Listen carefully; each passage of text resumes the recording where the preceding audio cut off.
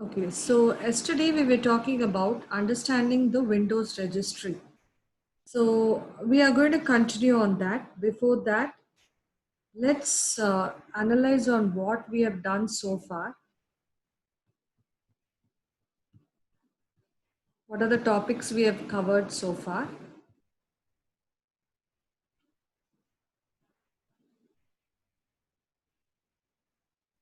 So far we have completed two topics.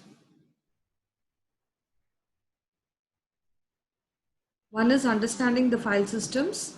The second one is exploring Microsoft file structures.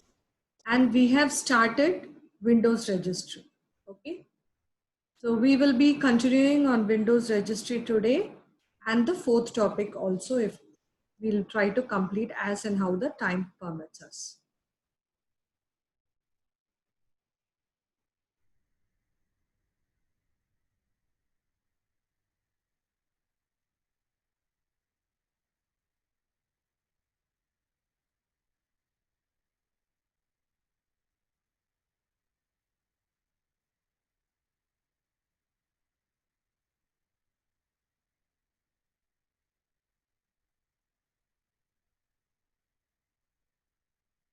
Okay, so to start with the Windows registry, we just understood that it is very important to understand the Windows registry also of a system, because it will also give us valuable information. So that is why we are going into the study of Windows registry.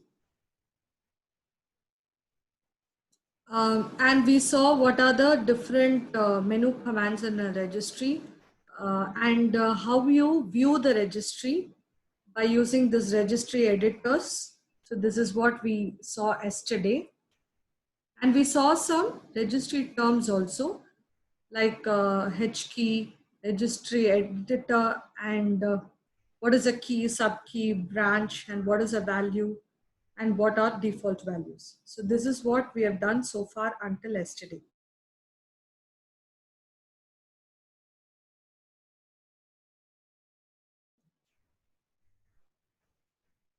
Okay, so this is nothing but registry file locations. So here you have different file names and the purpose of the file. So this slide, you can look into it carefully by yourself, one by one, later when you have time. So I will be posting all this PPTs to your mail IDs and to your WhatsApp group. So later you can just analyze and see all the slides one by one. And I'm also recording all the classes. So I'll be sending it to your Gmail common group ID. So you can keep with that as reference also for future. So this is nothing but, let us see just one or two. For example, if you take Windows systems.dat, what is that file name, and what is the purpose of the file? It is user protected storage area. That is, it has all the details with regard to a user. For example, the username, passwords associated with the different programs that he has installed. So likewise, you can see each and every file name and the purpose of the file. So the next is, there are so many other software tools available to understand the Windows registry and its working, but we are going to deal only with Pro Discovery. So how in Pro Discovery you are able to, using that, how you are able to view the registry and its contents. So generally you run it as an administrator, then you need to click on to a new project. And in the new project, you give a project number and a project file name. Then you try to add some image or document file to it.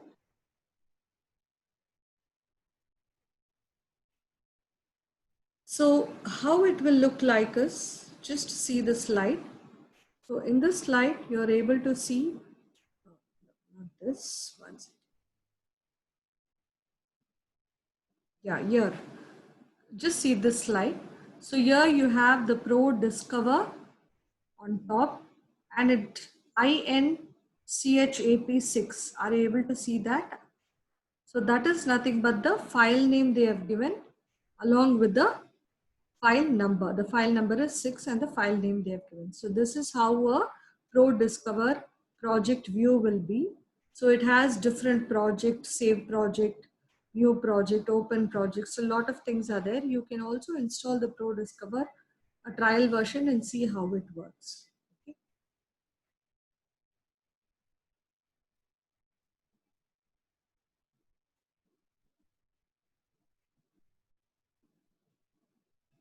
So yeah, so that is what these initial 5 steps are saying. That is, you need to run your ProDiscover and you have to create a new project and assign a file name and project number to it. And then you add any data that you want to explore. Okay. Then there are two things that you will be doing, two kinds of search that you will be doing using your ProDiscover software. So generally, when you want to take data, you need to search data in the form of image or as files. So what the search toolbar is going to do in ProDiscover is, it is going to have a system.dat and user.dat. These two files will search the registry and give whatever you require. So let's see with that example of the diagram. So if you take this diagram, the search is of two types. One is a content search and the other one is a cluster search. So in the content search, you have several other searches like search in meta files, search in selected files only, select all matches. So you can choose anything from this. So we are concerned about content search, right? Because we might want to search only a particular file or a particular image. Cluster searches when you want to do in a group as a sector. Already we have talked about clusters in previous class. Now next in content search, we have clicked the search for files because we want to take specifically the image files or the user files or the password files, whatever we want. So we can specify it. And mostly though that will be inside these two files, which is nothing but system.dat and user.dat. The system.dat is going to tell you most of the system details and user will tell you most of the user details. And then you select the next column, you have select the disk or the image you want to search in. So generally in their example here, they've saved it in C drive in the work folder and chap06 is their file name or the project name. And this is under the projects they have saved. So you need to select this link from your ProDiscover link page and then you have to paste it here. And once you give OK, so this is what happens. Once you give OK, you're able to see the system DAT and the user DAT enabled in your project file. So both the files have been bought here. Now next what you have to do is, you want suppose any data from the system. So you just click on to this system.dat.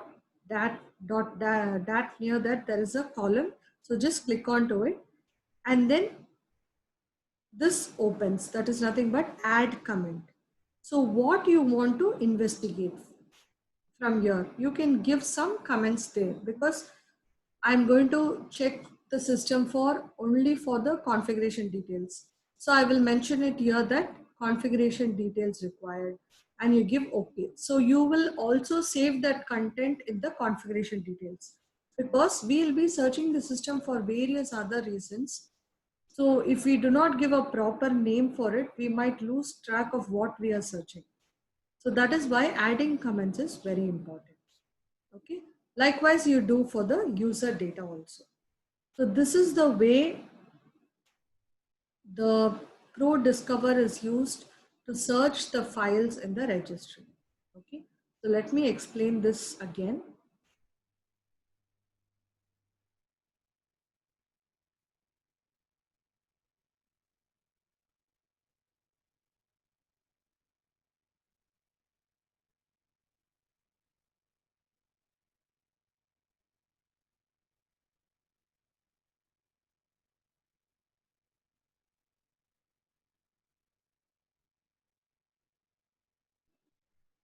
Okay, so let's see how this registry is going to be handled.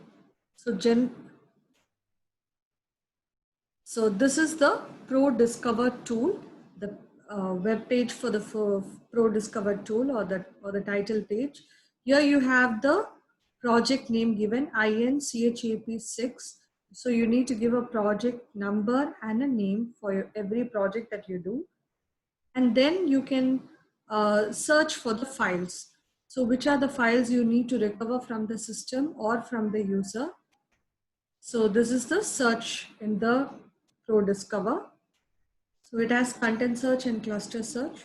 So we are concerned more about content search because most of the data we will take it from the user and from the system. So we are concerned with only the content search. But in case you want to do a cluster search, you can do that also. So here in the search, they have given the file names, system.dat and user.dat. Then you're going to search, you're going to give your project link where your project is saved, mostly in the C drive. And you give OK. Once you give OK, in your project file, there is a search window which is open, which shows that system.dat and user.dat has been linked here. Now from here, you keep selecting each of the file that you want. For example, system.dat, I have selected it and I need to write a comment for that and give OK. Once I give OK, all the contents of that particular configuration and other details will be listed to you, and whatever requirement you want, you can do.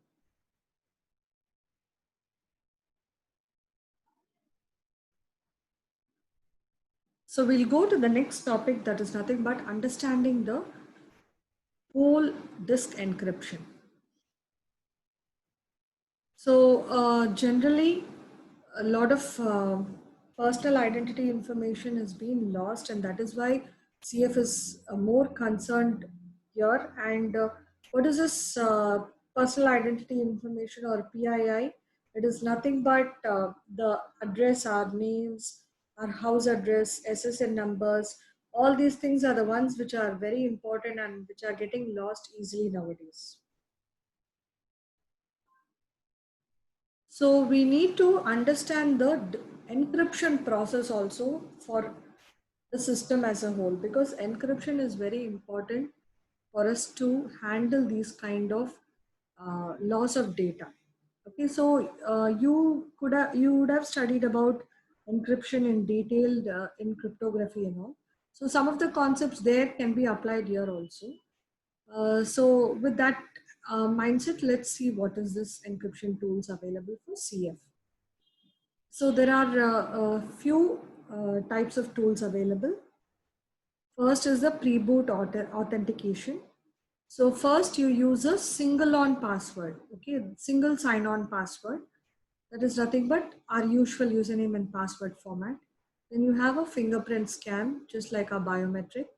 Then you have tokens, that is, everyone will be assigned a particular value, mainly the devices that you insert. For example, when you insert a USB drive, it will be given a particular source of name for it or a number assigned for it, so that that USB will not be added again. Or if it is added again, it should go through some process of encryption to show that it is original. Then the second one is full or partial disk encryption. It has with secure hibernation. So this is nothing but password protected screensaver. Okay, that is the main idea of this password protected screensaver, which most of our systems have. We know how to do it. Then the basic encryption algorithms, AES and IDE, and several other advanced encryption algorithms can also be used. Then we can use key management function, which is nothing but you have to reset the password based on passphrases. So do you know what is a passphrase? So passphrase is nothing but it is similar to password, but it has a lot of phrases involved with it. So for example, it can be a string of words. Okay, not just one or two alphabets. It can be a string of words. For example, when you want to encrypt your hard drive, a USB stick, or a document on a computer, usually they use the uh, passphrase as the strong one. So example, you can say, for example, instead of putting your name with some number, you can put I love ice cream or any other group of strings. So that will make the strength of your password more stronger. So that is the passphrase. You can try that even for your Zoom app or for your Gmails. And the last one is a trusted platform module, which is TPM microchip. This is a chip, or it is a program which can automatically generate the encryption keys, and it will authenticate the logins. So these are the 5 tools in general given for encryption tools given in general for your disk. We can also encrypt each sector of a drive separately. That is also possible. Okay. So if you want to encrypt the drive, you must also decrypt it. And that is a problem. When you encrypt it with a very large encryption algorithm, the decryption is going to take a long time. And after you decrypted the drive, then only you can use the standard method to retrieve the data. So the entire process is going to be very long when you use encryption and decryption process. So we will see how we can do this, how this encryption is possible. So the first thing that we're going to see is a Microsoft BitLogger. So Microsoft has something called BitLogger, which is an automatic tool which can be used to protect the drive data. And mostly it is used in Microsoft Vista. So what are the requirements is you need a computer capable of running the Vista. Then you need a TPM microchip, which I just explained some time back. Then you need a computer BIOS, and that should be with a trusted computing group. Okay, you should have a proper computer which is represented from a TCG.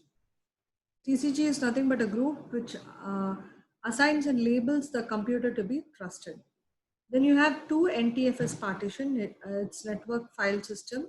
We will be seeing in detail about this NTFS later. Then you have a good BIOS configured. So what is a BIOS? It's going to give all the date, time, configuration of a system, the starting, the input, output of a system. All these things will be inside the BIOS. So you can also do this encryption using a third party. Okay, so third party solution are also encouraged.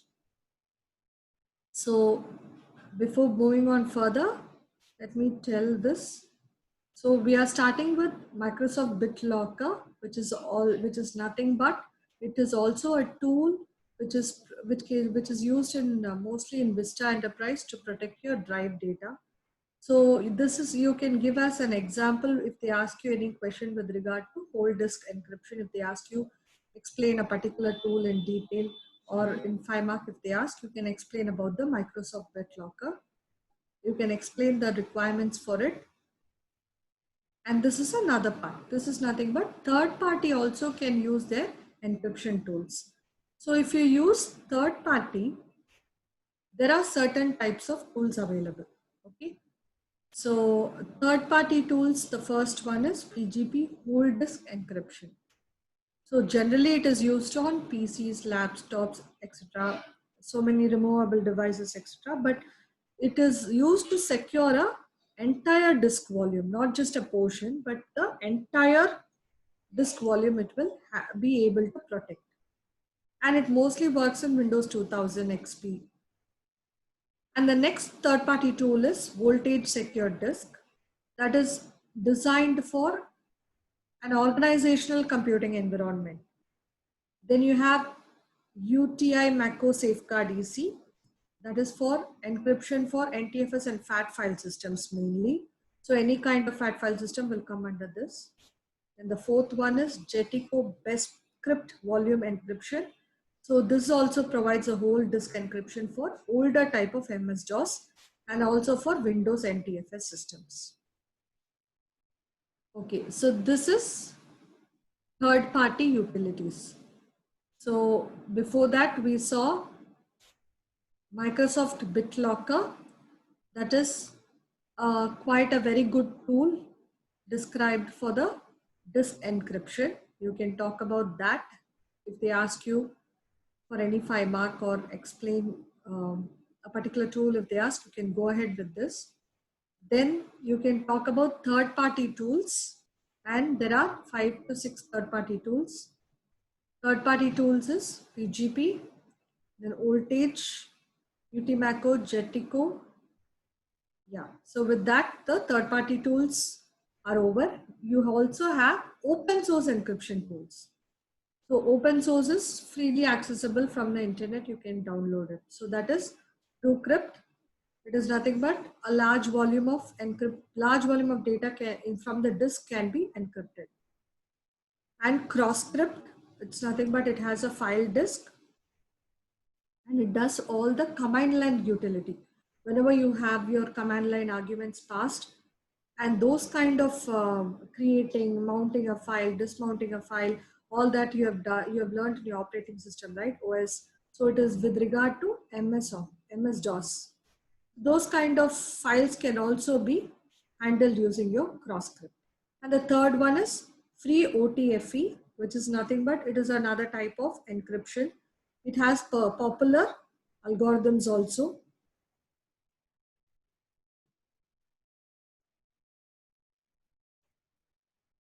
Okay. So with this, we are going to conclude the class for today. So I'll just give a wrap up of what we have done so far.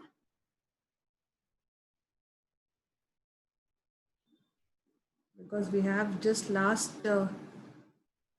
9 minutes to conclude the class according to Zoom. Okay. So just I'll give a wrap up of the class that we have done so far.